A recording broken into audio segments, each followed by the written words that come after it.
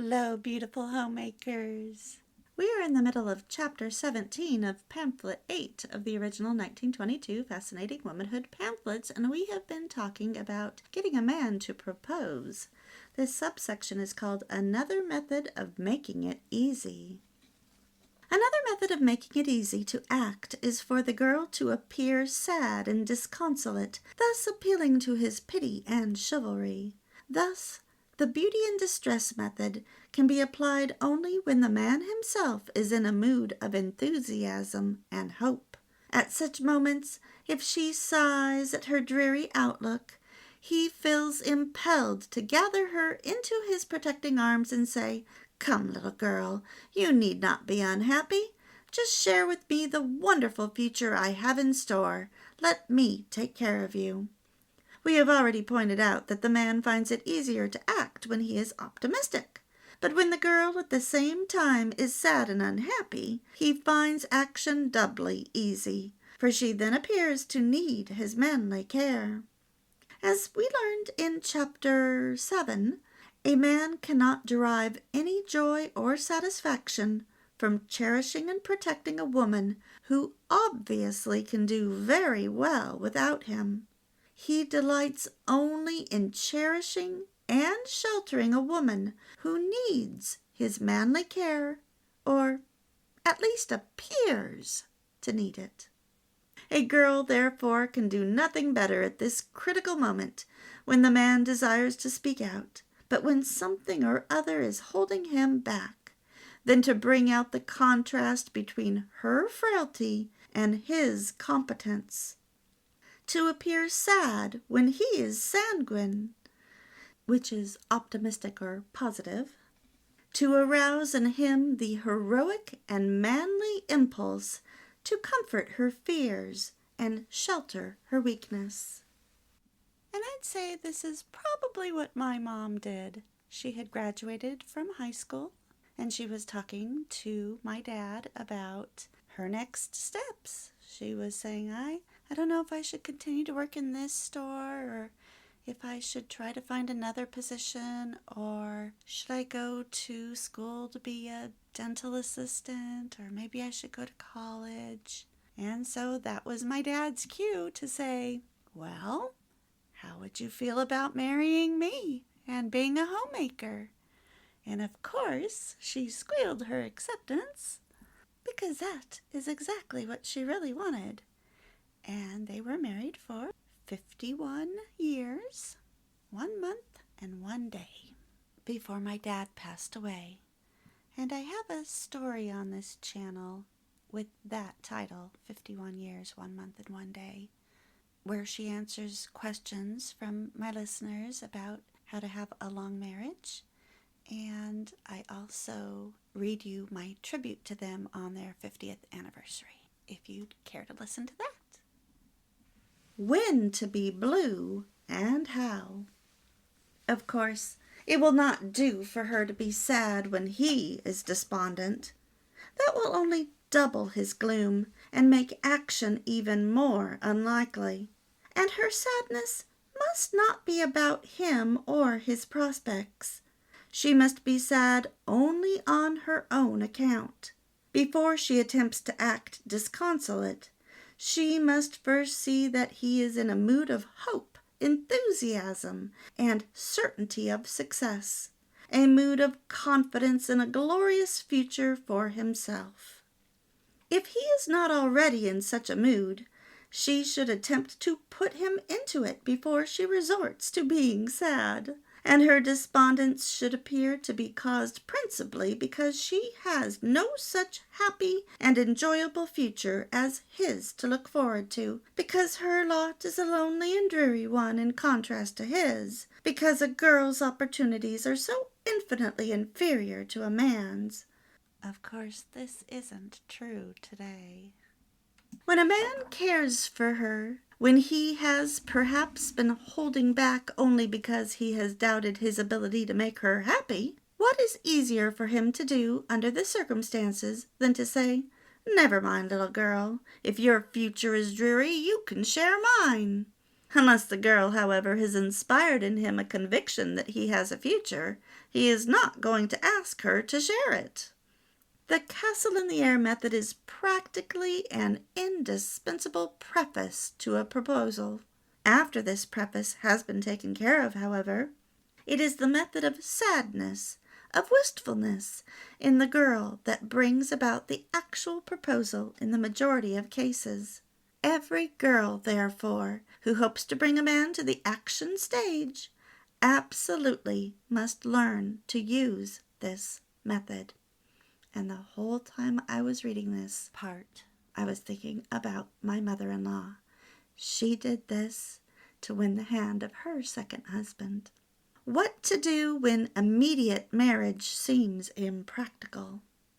Another thing that makes it easy for the man to speak out when immediate marriage seems impractical to him is for him to believe that a wait of 2 or 3 years will be unobjectionable to the girl. To undertake to give this impression is of course a delicate matter, but it can be done both tactfully and effectively. The easiest way, perhaps, is for the girl to let him understand that she has planned ahead for 2 or 3 years, that her heart is set upon the carrying out of those plans, and that the thought of marrying in the meantime hasn't even occurred to her. She speaks of what she hopes to do next year and the year after, how she intends to take up this, that, and the other new thing, how she is saving up money for a certain wonderful tour she hopes to take year after next, how she hopes to qualify for some special work which requires 2 or 3 years of preparation, and how disappointed she will be if anything occurs meantime to upset her plans. In short, without baldly saying so, she conveys the idea to him that marriage within 2 or 3 years at least is very remote from her thoughts, and may even lead him to believe that marriage before a considerable lapse of time would be distasteful to her. Under these circumstances, manifestly, the man who has been hesitating because immediate marriage seems out of the question to him, and because it seems unfair to ask the girl to wait a considerable length of time, finds it easy to speak out. What every girl must do. Though the methods discussed in the foregoing pages are those most commonly used, they are by no means the only means of making it easy for the man to act. The girl must remember that, though we here discuss general principles applicable to the usual run of men, the man who is interested in her is an individual personality requiring individual study. She must therefore observe him carefully until she understands his character sufficiently to make a shrewd guess about what makes it hard in his individual case to speak out. When this has been done, she must use her knowledge of the general principles involved and of his individual character to determine upon what is needed to make action easy for this particular man.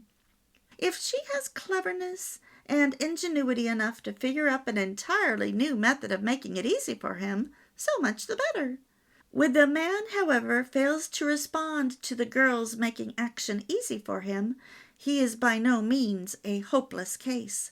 The girl can now proceed to the second of the 3 ways of getting action, making it hard for him not to act. Making it hard for him not to act.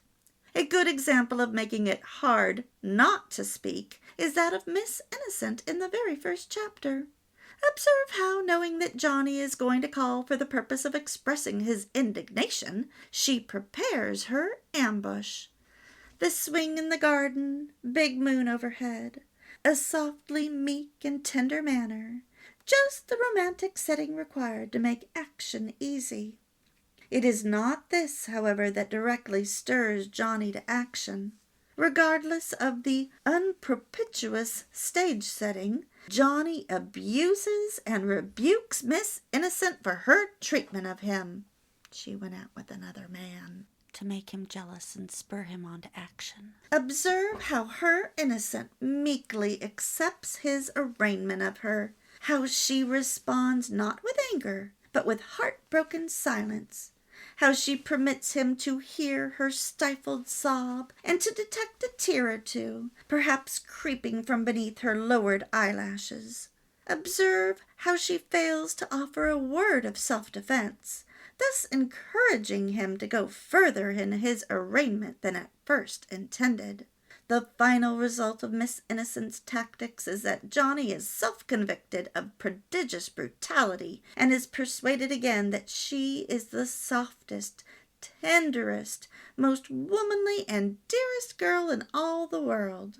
What can he do under these circumstances except to apologize or make some other amends? It is not only hard not to act, but impossible not to act.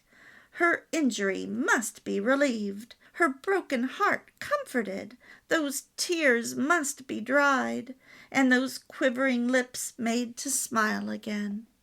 There is absolutely nothing for Johnny to do but to say that he has been a thoughtless brute, that he doesn't really mean a word of what he said, that he considers her the finest, best, and most lovable little girl in all the world, that she simply drives him to distraction.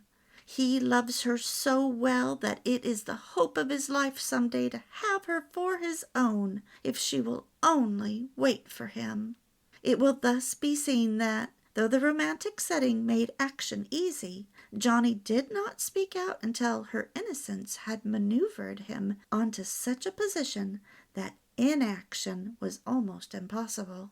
Something has to be done. Some amends had to be made, and though Johnny began with a simple apology, he was made to feel that it was so inadequate a relief to Miss Innocent's injured feelings that a more elaborate declaration of feelings toward her was necessary. He spoke out, not only because it was easy to speak out, but because it was hard not to speak out. And if you are just joining us, you need to go listen to Chapter 1, Playlist 1. A method that stirs a man to action. This is the apology method of stirring a man to action. The essence of the method is that the man be maneuvered into such a position that he feels he has been a brute and must make amends. That a perfunctory apology be then made to appear so inadequate that an elaborate explanation of his feelings toward the girl is required. If the man has a desire for the girl, and if the obstacles have been temporarily minimized, such an explanation usually leads into a declaration of love and a proposal. A word of warning. It is of course understood throughout this chapter that there is no use in trying any of the methods of stirring a man to action unless it is fairly certain that he is ripe for action, that he is only hesitating because of inward doubts and outward obstacles. Getting action is the last of the 5 steps of winning a man. Attention, interest, desire, judgment, and action. To attempt to make it the 2nd step, or the 3rd, or the 4th, is futile. If the man fails to respond to the apology method, the girl can usually take it for granted that he is not ripe for action. She must then devote her thoughts for a month or 2 to increasing his desire, or getting the obstacles out of the way. And so what do stupid girls do? They quench his desire by either throwing a tantrum, being mad, being unkind, being sarcastic, or by sleeping with him, giving in, and never allowing interest to grow into desire for more than base instincts. Never allowing his desire to be formed in daydreaming together. Oh, and I think I should say for the people that just joined in, when she went out with that other man, she did so for the express reason of making him jealous, because he wasn't coming around anymore because of his objections to marriage. I think he was the one that had a low salary and didn't see how he could possibly provide for her. So he just stopped coming around, so she said, well, then I'm going to go out with this guy. And then, of course, he saw them together, and then that made him mad because he still in his mind was thinking that she was his girl. And so that's how that all came about. You have to read the story in chapter 1. Marrying under pressure. There is another method of making it hard not to act. The beauty and distress method, so popular with novelists. The heroine is the center of so much misfortune and trouble that the man is forced willy-nilly to come to her rescue. This situation, however, is not nearly so frequent in real life as it is in fiction. The nearest the average girl can come to it is by the method of being sad and disconsolate because of her uninviting future, one of the methods of making it easy to act already described. But in rare instances, misfortune and trouble does come. The girl is pressed to marry someone she dislikes, or her family meets with financial disaster, or the girl loses her position, or sees someone else get the promotion on which her heart had been set. In these cases, if the girl will tactfully let the man know of her distress, it is exceedingly hard for him to refrain from comforting her, from trying to make it easy for her, from heroically and chivalrously relieving her of her burdens and taking them upon himself. If he really desires the girl, if he is truly ripe for action, then he can do little else under the circumstances except to ask for the privilege and the right as her husband to protect and take care of her. Undoubtedly, this beauty and distress method is effective, but unfortunately, or fortunately as the case may be, circumstances very seldom justify the use of this method. And if he really hasn't gone through the other stages yet, and you're having financial trouble, to expect him to pick up and provide for you, that's not going to happen. And then he'll just feel used, like, you're just looking for a monetary handout. You're just a user. So this isn't a game. They're breaking down tactics as we've talked about, but this isn't a game. This is just being aware of thought processes that occur with everyone. This is how you get to marriage. You have to grab a man's attention. You have to stir his interest. You have to keep it. That interest needs to then boil over into desire. You need to pass his judgment test. And then finally, he will take action. And that's what all these pamphlets, but especially the ones in the beginning, were talking about. And the beginning pamphlets were kind of boring because they talked a lot about sales and psychology. But that's the basis for every decision we make in life. And when you have it broken down like that, it's kind of eye-opening. A case of give up or speak up. A modification is the dilemma and advice process. Here the girl lets the man know that she is in a dilemma, that she doesn't know what to do, and comes to him for advice and help. Now, when a man has any secret hopes of his own about her future, it is rather difficult for him to give her advice as to what to do without telling her what those hopes are. It is doubly difficult if he must advise her in a course of action that would exclude him to a certain extent from her life, when it is a case of give her up or speak out. Let us illustrate such a situation by an example. And I'm immediately thinking of my mom and dad. She asked my dad for career advice, and my dad had to either give her up, because that would mean being parted from her, or speak out. And he chose to speak out. And I think they got married 4 months later. Okay, here is an example. The story of Mary and Robert. A girl whom we shall call Mary had just been graduated from college. During the last year, however, a struggling young lawyer named Robert had been paying marked attention to her, and had given indications of genuine affection. You know what? I'm going to end it here because this next story is long.